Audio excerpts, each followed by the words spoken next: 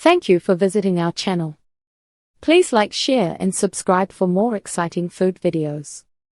In part 1, we talked about the ingredients and what makes caramel pecan brownies so rich and delicious.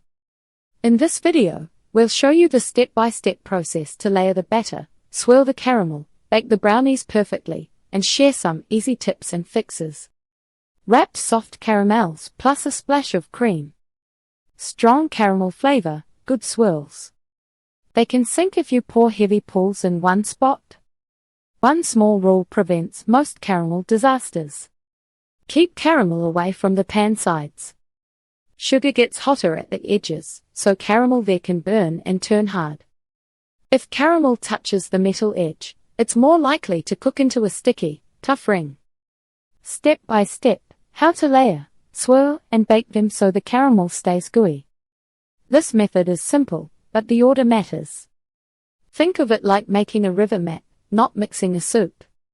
You want distinct pockets of caramel, plus a few swirls for looks. Prep the pan and oven. Heat the oven to 350 degrees Fahrenheit. Line an 8-inch square pan with parchment, leaving handles so you can lift the brownies out later. Lightly grease the parchment corners if they pop up. Make the brownie batter. Melt butter and chopped chocolate if using until smooth. Stir in sugars while it's still warm, then let it cool for a minute so it doesn't cook the eggs. Add eggs and vanilla, then mix just until glossy. Fold in cocoa powder, flour, and salt until you don't see dry streaks. Toast and cool the pecans. While the batter rests, toast pecans and cool them completely. Warm nuts soften the batter and can make them sink. Layer for caramel pockets. Spread half the batter into the pan. Add caramel in dollops or thin ribbons, then scatter most of the pecans.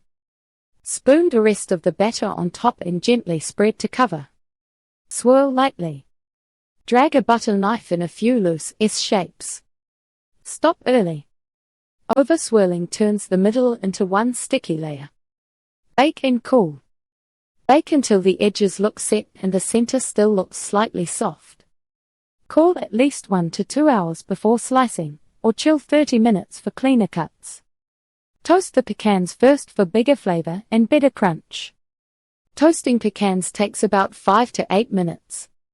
Use a 350 degrees Fahrenheit oven on a small sheet pan, or toast in a dry skillet over medium heat.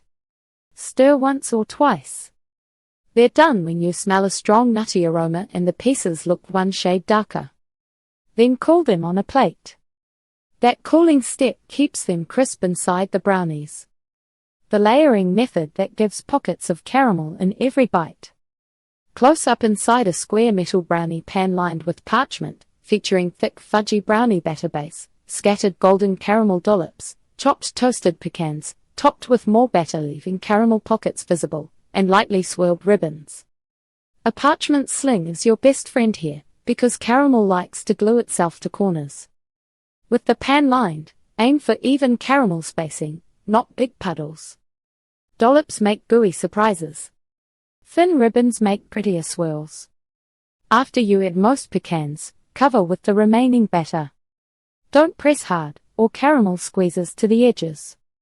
Finally, swirl only 4 to 6 passes. If the whole top turns tan, you went too far. Thank you for watching. Please remember to like, share and subscribe.